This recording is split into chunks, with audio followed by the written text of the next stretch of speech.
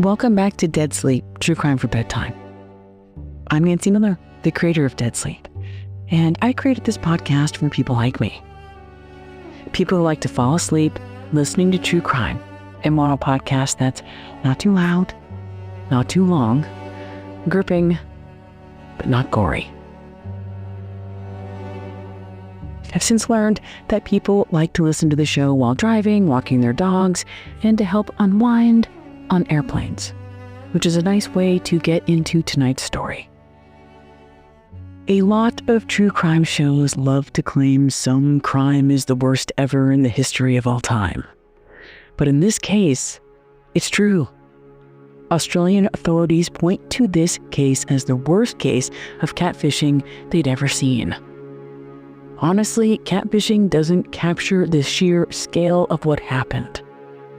It's like Jaws meets Moby Dick of catfishing sagas, where some elusive apex predator is driven by a singular instinct: to dominate, then destroy.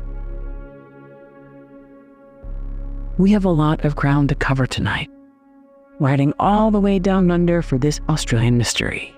But before we do, I want to make sure you're aware tonight's episode has some tough stuff in it. No graphic violence, but there is mention of suicidal ideation and coercive control. If this episode isn't right for you, hit pause and take care of yourself first. So with that, let's get comfortable for tonight's dark journey and close our eyes as we take off on an airplane gliding across Australia.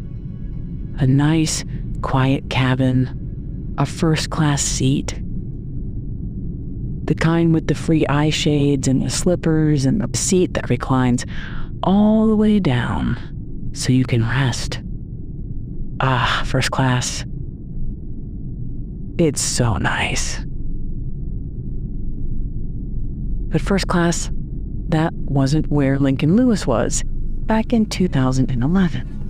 Poor Lincoln Lewis, the famous TV actor, somehow found himself squeezed like the rest of us mortals in a middle seat in coach.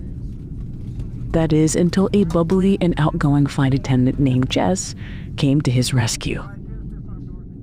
Jess knew who Lincoln was, initially because of Lincoln's father, Wally Lewis, who was a famous rugby player back in the 70s and 80s. Wally's nickname was the King, which made his son, Lincoln, a prince. And Jess couldn't have a prince stuffed into coach, so she snagged him a better seat in first class. Jess was a few years older than Lincoln, a single mother and experienced flight attendant. She was calm, confident, and accustomed to handling celebrities and VIPs who often acted like children. But Link, he was nice, humble, and a sweet guy. At the end of the flight, she asked Link if she could snap a selfie with him. The picture of the two, it's adorable. It was taken right there on the plane, with Jess, professional in her crisp flight attendant uniform, long, sleek brown ponytail, but her grin was like a teenage girl as she leaned into Link's sculpted chest, his arms around her, muscles accentuated by a fitted green t-shirt. His dazzling grin and blonde bedhead added to his cute boy appeal. What Jess didn't know was how that adorable photo was going to attract an ugly monster.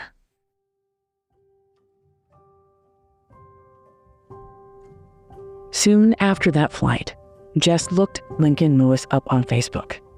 This was 2011 and Instagram was brand new and hadn't gone mainstream yet, so Facebook was still the place to connect with people. Jess was pleased to see Link had an account, so she sent him a friend request, thinking he'd probably ignore it. She was surprised and pleased when he accepted and reached out to say hello. Jess didn't know anything about a woman named Emma, but Jess and Emma had a lot in common.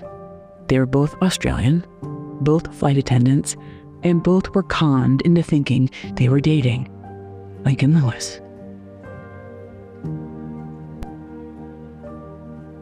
You'll remember from the previous episode, Love Lies.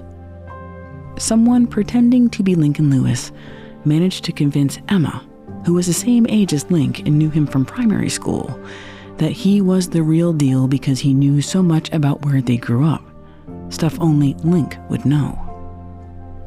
Now here was Jess, who just met Lincoln on a flight, and the person who responded, whoever it was, played this off perfectly, pretending to know that they were just on that flight together, first class, LOL, great meeting you, talk to you later. You'll remember that Emma and fake Link struck up a romance soon after they connected online, and soon moved to texting, Skype, and video chats. But with Jess, she and Link were just friends, flirty friends, but they never moved out of Facebook and texts. It stayed like that for 2 years. Then in 2013, Jess remembered it clearly, the day it all changed.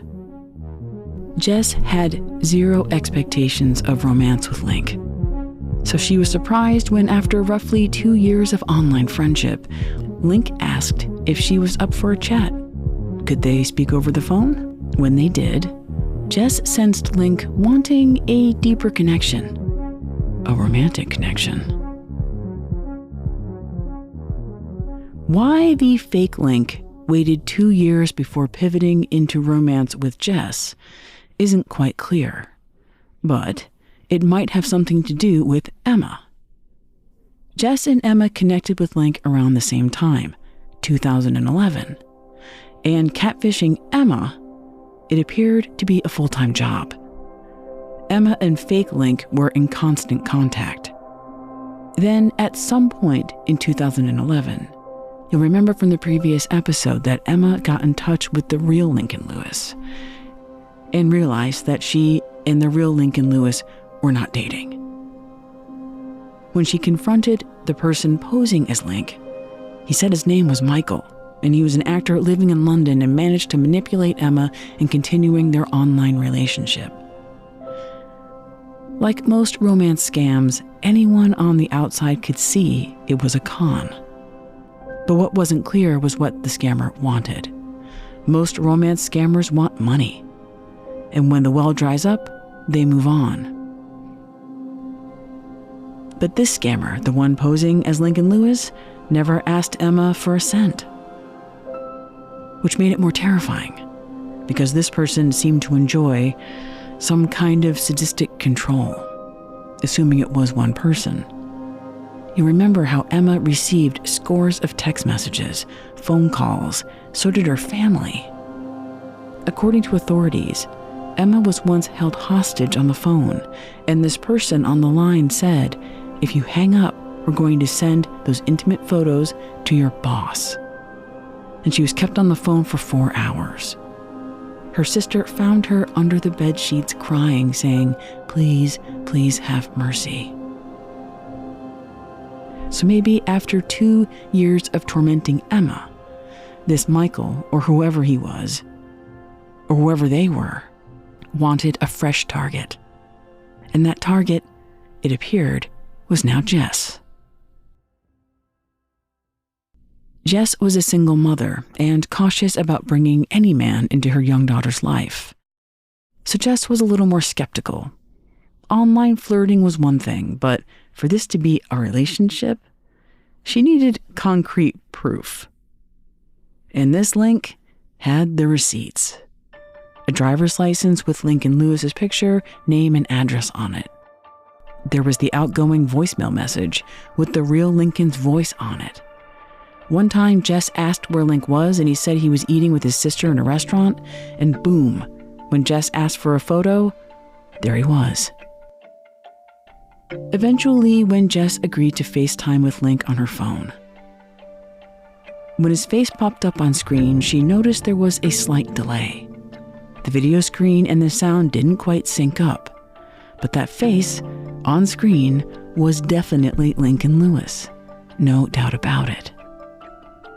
So Jess let her guard down. They had a warm connection with promising signs of a long-term relationship, which included getting to know her 6-year-old daughter more than once, Link even helped Jess's little girl with her homework, all via video. Over time, Jess developed real feelings for the man she knew as Link.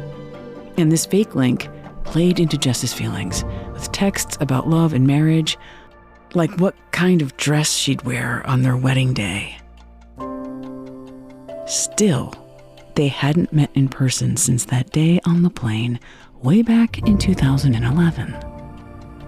And Jess, just like Emma before her, grew frustrated that she and Link made plans over and over again, only for Link to cancel at the last minute.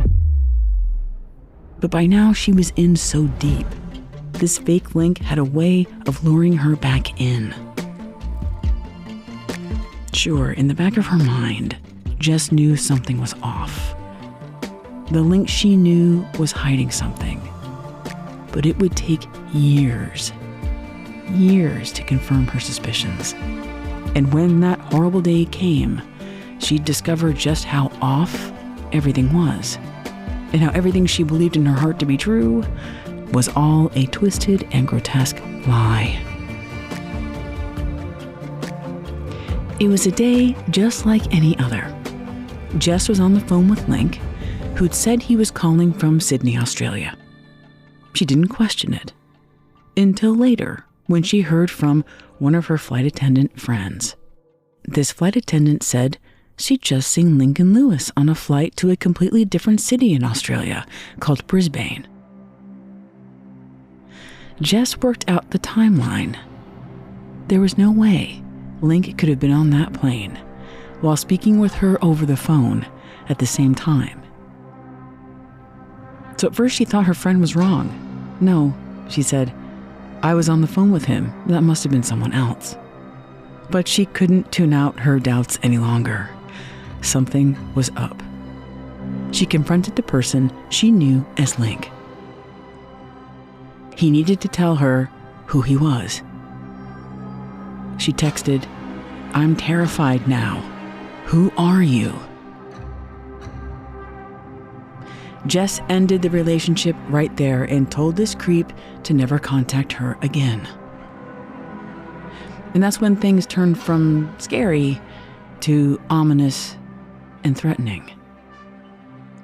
Fake Link, whoever it was, pivoted instantly from nice guy to sadistic stalker, flooding Jess with texts and phone calls. It got so bad, Jess changed her number. And she thought if she changed her cell number, she'd instantly cut off all ties and she'd never have to hear or speak to this freak again. 15 minutes after she changed that number, Jess received a phone call, and she answered it, and it was him. How the hell did he get her new number? Now, most catfishers, when they're caught, they disappear. But this catfisher, this shark, kept coming after Jess. She received texts creating the impression this guy could see her. She remembered walking through the airport once on her way to work a shift as a flight attendant, and a text popped up. It was from this creep, fake Link, wishing her a good flight. Jess was so freaked out she moved twice. She even changed her daughter's school. But somehow this stalker always found a way to mess with her.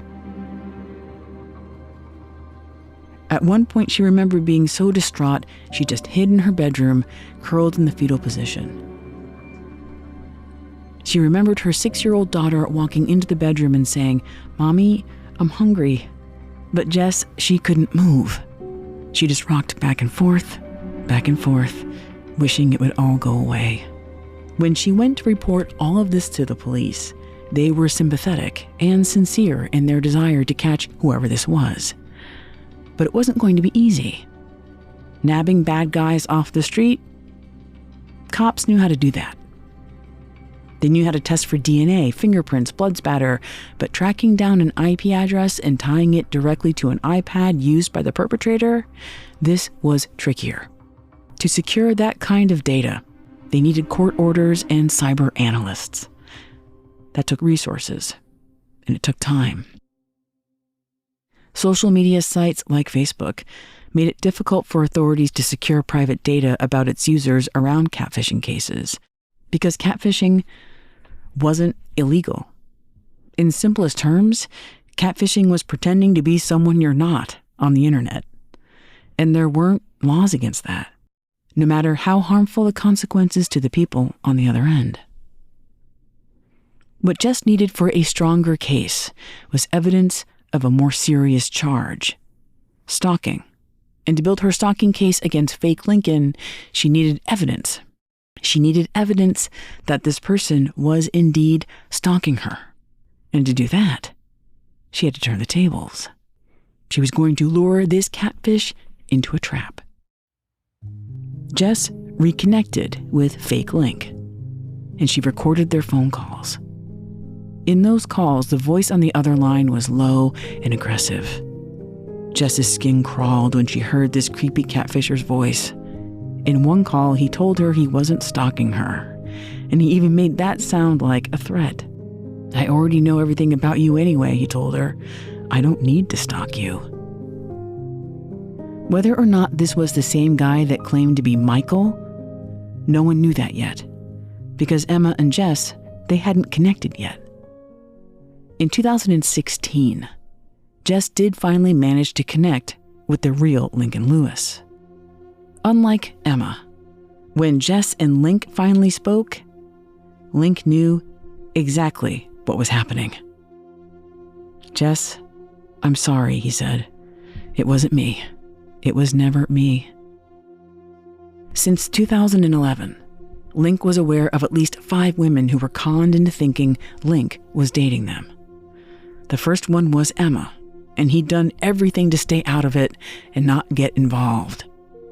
He didn't want this scandal to hurt his acting career. But here he was, 5 years later, and he couldn't avoid it much longer. He still had no idea why he was being targeted or who was behind it. Was this even about him? Or was there something connecting these women? Jess and Emma were flight attendants. Was that the common thread? Jess didn't have time to find out. After weeks of recording fake Lincoln's calls, she was ready for the next and final stage of her plan. Get him out in the open and catch this bastard. Jess told fake Link that she needed a new phone. Hers was broken, and if her phone was broken, they couldn't talk anymore. So she asked if she could have some money to get her phone fixed, maybe get a new one. Jess couldn't believe it, but her creepy fake Lincoln stalker agreed. To make things easy, Jess said, she offered to provide her bank info for a direct deposit. This fake Link agreed to put money into that account. The second Jess saw those funds appear in her bank account, she contacted the police. The police traced the bank information and were able to track down the money order. They discovered the catfisher showed up in person to deposit the funds into Jess's account. And they were able to find out which bank, which branch, and the date and time. Now authorities just needed to secure the CCTV footage from that day, and they'd see right there on camera their perpetrator. All Jess could do was cross her fingers and wait. 5 years.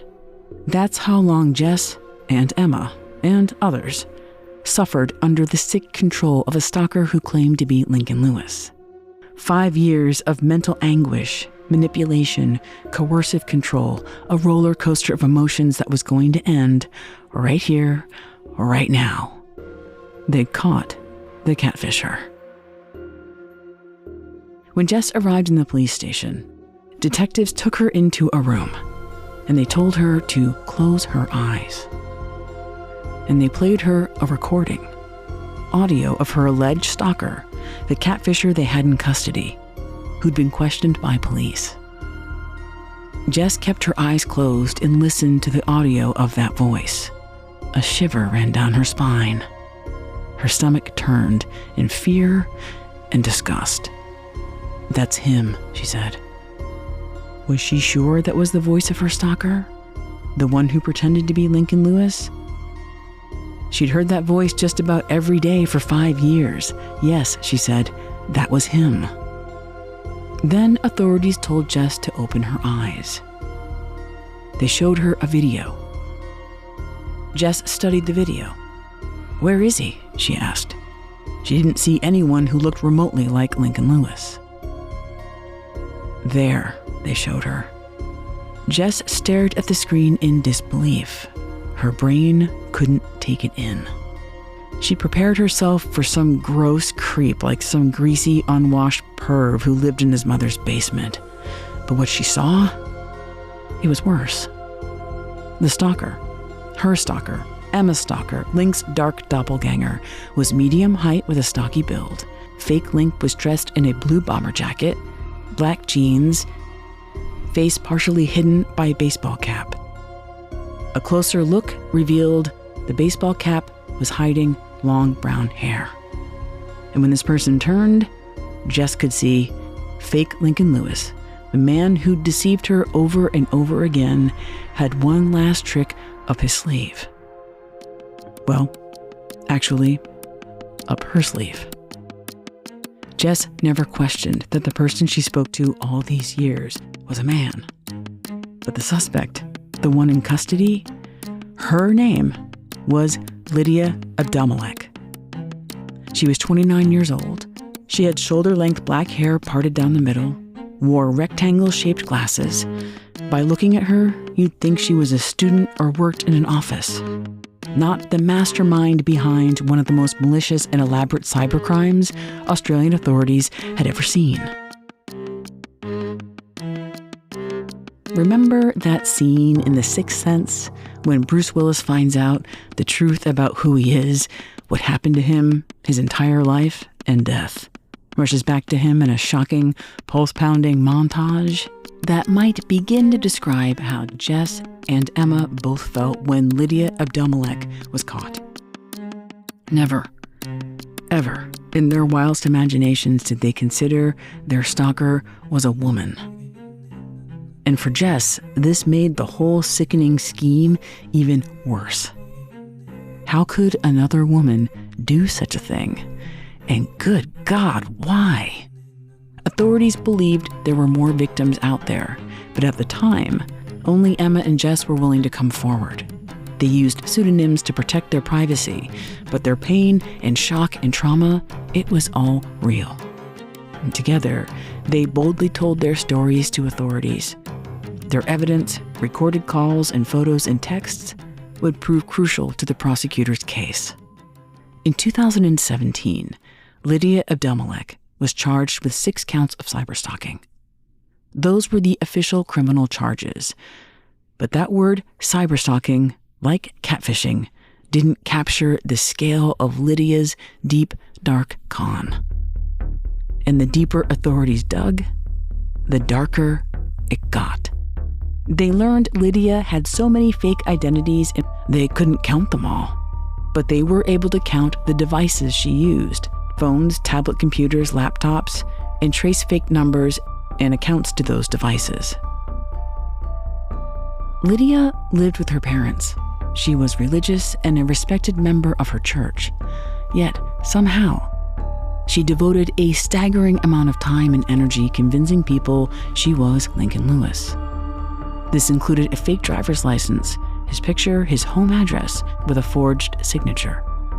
She took whatever available images of Link that were out there, along with photoshopping his face onto a different guy's body when she needed more intimate shots she couldn't find online.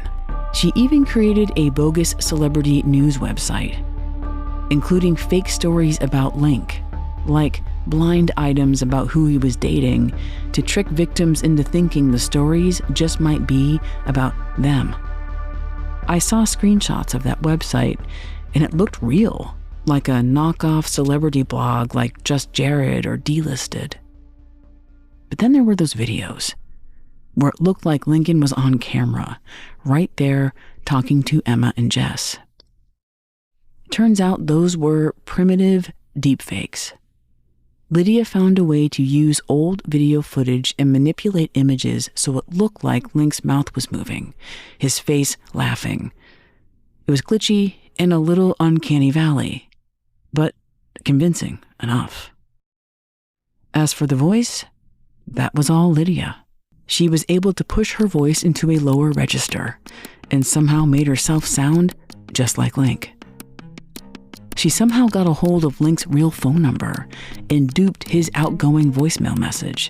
So when Emma and Jess called, that outgoing voicemail was the real Link, which explained, in part, why Link received so many hang-up calls way back in 2011. Authorities believed it was Lydia, calling his number, hoping he'd send the call to voicemail so she could record his outgoing greeting. That time when Jess changed her number, Lydia called the mobile phone company and, using a more feminine voice, sweet-talked the customer service rep into giving out Jess's new number. Authorities claim Lydia's dedication to the physical and mental destruction of complete strangers was fanatical. Emma, Jess, and Lincoln Lewis, they were just a few of the people she allegedly controlled through her computer. You knew this, but there was no actor named Michael. She invented him for Emma once the fake Lincoln identity was exposed. But she did impersonate a real British actor named Danny Mac. Like Lincoln, Danny Mac also starred in a soap opera. This one was called Hollyoaks and was filmed in the UK. Lydia spent roughly 5 years, at least, posing as Lincoln or Danny, conning women into thinking they were dating, luring them into doing intimate things, including private photos, and then, when these women wanted to end things and move on, she controlled them with blackmail and harassed them relentlessly. In Emma's case, Lydia posed as several different people, a whole weird world of menacing strangers, texting Emma constantly, even taunting her with texts to kill herself. Her family would later describe the impact of that harassment. Emma became a shell of her former self. She lost her career as a flight attendant, spiraled into depression, and was diagnosed with PTSD. In 2019, roughly a decade since the harassment started, Lydia's case went to trial. In court, Jess testified. And finally, so did the real Lincoln Lewis.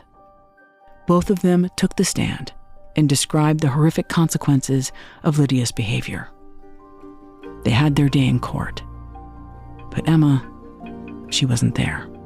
Just before the trial began, Emma took her own life. She'd endured years of criminal stalking, which was hard enough, compounded by the lack of support from Australian authorities and by the inaction of Lincoln Lewis. When Link appeared in court, he was forced to confront a brutal question.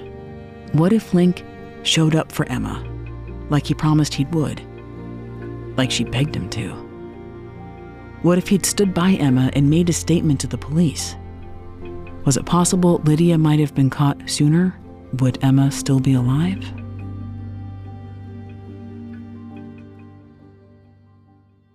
In June of 2019, Lydia Abdelmalek was found guilty on all 6 counts of cyberstalking and initially sentenced to 2 years and 8 months in prison. Lydia's lawyer filed an appeal, maintaining her innocence. In May of 2022, a judge not only upheld the guilty verdict, the judge added more time to Lydia's sentence, to a total of over 4 years. Again, Lydia maintains her innocence, even suggesting she is the victim of some larger stalking conspiracy. Lincoln Lewis, the real Lincoln, is all grown up now. He isn't some up-and-coming soap star anymore, but a working actor in his mid-30s.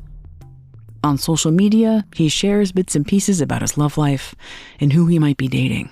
Posting that publicly on Instagram might shut down any future scammers posing as Link. Jess has moved on.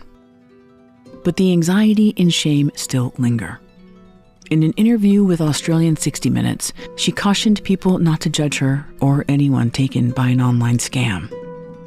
People will never understand, and they'll always think, "How can you be so stupid?"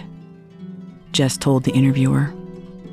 But until you're in it, you won't understand how difficult it is to get out of it.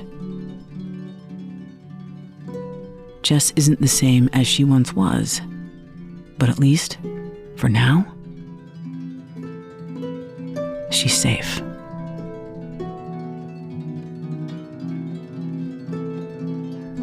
Thank you for listening to Dead Sleep, True Crime for Bedtime. I'll be back next week with a whole new True Crime for Bedtime story and a new subscription plan coming your way on Apple and Spotify in March. Until then, nighty-night.